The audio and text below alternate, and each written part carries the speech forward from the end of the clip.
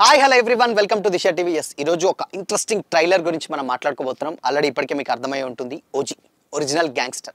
So మనకు already చాలా మందికి తెలుసు, అంటే ట్రైలర్ కూడా పైరసీలో చూసేటువంటి సిచ్యువేషన్ వచ్చింది. అంటే ఇన్ఫ్యాక్ట్ నిన్న ప్రీ రిలీజ్ ఈవెంట్లో జరిగినటువంటి ఈవెంట్లో ఆ ట్రైలర్ని అయితే ప్లే చేశారు. బట్ డిఐ సమ్ వర్క్ ఏదో కొంచెం పెండింగ్గా ఉందని అదైతే ప్లే చేయడం జరగలేదు. స్టిల్ ఇప్పటికీ కూడా అక్కడ ఏదైతే ప్లే చేశారో అదే ట్రైలర్ని ఇప్పుడు ఉన్నటువంటి ఫ్యాన్స్ అందరూ అండ్ ఆడియన్స్ అందరూ కూడా అదే ట్రైలర్ని అయితే చూశారు. ఇక ట్రైలర్ విషయానికి వచ్చినట్లయితే ట్రైలర్ నిజంగానే మనం ఏదైతే ఎక్స్పెక్ట్ చేస్తున్నామో ఓజీలో డెఫినెట్గా అది ఉన్నది అని అయితే అర్థమవుతుంది. ఇన్ఫ్యాక్ట్ గ్యాంగ్స్, కత్తులు, తుపాకులు అండ్ దాని తర్వాత పవన్ గారి గ్రేస్ అండ్ దాని తర్వాత శ్రేయారెడ్డి గారి పర్ఫార్మెన్స్, అర్జున్ దాస్ గారు అండ్ దాని తర్వాత ఇమ్రాన్ హష్మి గారు, వీళ్ళందరూ కూడా ఒక పవర్ ప్యాక్డ్ పర్ఫార్మెన్సెస్ అయితే మనకైతే దాంట్లో ఉన్నట్లయితే తెలిసిపోతుంది.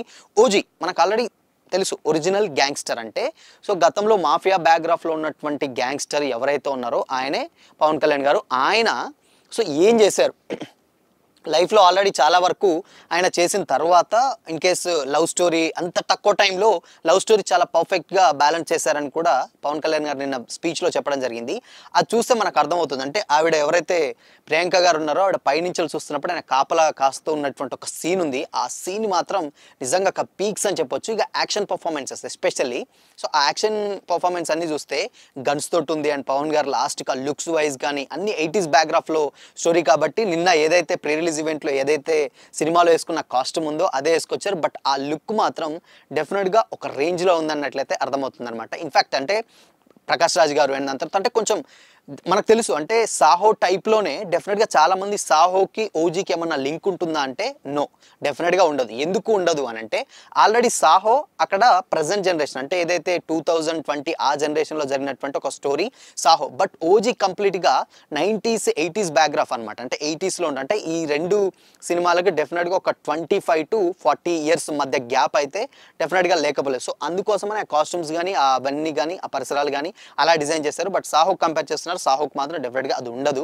సో ఇక సేమ్ పాత ఇప్పుడు సాహోలో ఎలా అయితే గ్యాంగ్స్టర్ ఏ విధంగా అవుతుందో ఓజీలో, బట్ అప్పట్లో ఉన్నటువంటి బ్యాక్గ్రాఫ్లో అదే మాఫియా బ్యాక్గ్రాఫ్లో జరిగినటువంటి స్టోరీ, ఆయన ఏ విధంగా గ్యాంగ్స్టర్ అయ్యారు అండ్ దాని తర్వాత ఎలా మారారు అండ్ దాని తర్వాత ప్రియాంక గారు ఎలా లైఫ్లోకి వచ్చారు, ఇదైతే రెగ్యులర్గా మనం చూసేటువంటి ఒక పక్క కమర్షియల్ మూవీ అయితే అర్థమవుతుంది. బట్ ఇది ఎలివేషన్స్ అండ్ దాని తర్వాత బీజిఎం, దాని తర్వాత ఇవన్నీ జోడిస్తే ఇక ఎలా ఉండబోతుందని అయితే మనం ఇంకొక 3 రోజుల్లో అయితే మనం చూస్తాం డెఫినెట్గా. ఒక్కొక్క 2 days ఇంపాక్ట్ ప్రీమియర్స్ ఏదైతే స్టార్ట్ అవుతో అది కూడా ఉండొచ్చు. ఇంకా ప్రతి ఒక్కరు ప్రకాష్ రాజ్ గారిది ఉంది దాంట్లో అండ్ దాని తర్వాత అర్జున్ దాస్ గారిది అండ్ శ్రేయారెడ్డి గారిది, వీళ్ళందరి పర్ఫార్మెన్సెస్ డెఫినెట్గా ఇంకొక పీక్స్ చేరాయి. అంటే ఓజీ వర్సెస్ ఓమి అన్న కామెంట్స్ కూడా సోషల్ మీడియాలో వైరల్ అవుతున్నప్పుడు ఇమ్రాన్ హష్మి గారి పర్ఫార్మెన్స్ ఏదైతే ఉందో లుక్స్ వైజ్ కానీ అండ్ దాని తర్వాత పవన్ గారు చెప్పేటువంటి ఆ జాపనీస్ డైలాగ్స్ కానీ ఇవన్నీ కూడా ఎక్స్పెక్టేషన్స్, ఫ్యాన్స్ ఆకలి ఏదైతే ఉందో ఆ ఆకలి డెఫినెట్గా తీరుస్తుంది ఓజీ అన్న కాన్ఫిడెంట్ అయితే వచ్చేసింది ట్రైలర్ చూసిన తర్వాత.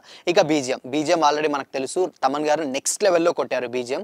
బట్ ఇక సినిమాకు కావాల్సిందల్లా ఒక్క పాజిటివ్ టాక్ మాత్రమే. హైప్ చాలా సరిపడా ఉంది అండ్ దాని తర్వాత ఎక్స్పెక్ట్ చేసింది అలానే ఉంది.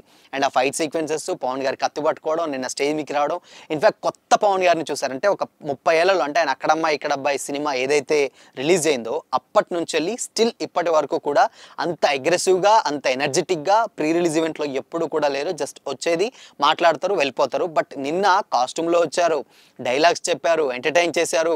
ఇన్ఫ్యాక్ట్ వర్షం మనల్ని ఆపుద్దని ఇలా రకరకాల, అంటే ఆయన డిప్యూటీ సీఎం ప్రజెంట్, ఆ డిప్యూటీ సీఎం అన్న ఉన్నటువంటి ఓజీ ఆనందంలో డిప్యూటీ సీఎం అన్న సంగతి కూడా మర్చిపోయారనమాట. సో అలా పర్ఫామ్ చేశారు నిన్న, స్పీచ్తో పాటు పర్ఫార్మెన్స్ కూడా ఆ రేంజ్లో అనిపించింది అనమాట. సో ఓవరాల్గా ఓజీ డెఫినెట్గా ఫ్యాన్స్ ఆకలి తీర్చే ట్రైలర్ అయితే మనకైతే డెఫినెట్గా అర్థమవుతుంది. సో మరి ఓజీ ట్రైలర్ చూసారా? చూస్తే మీకేమనిపించింది కామెంట్ చేయండి.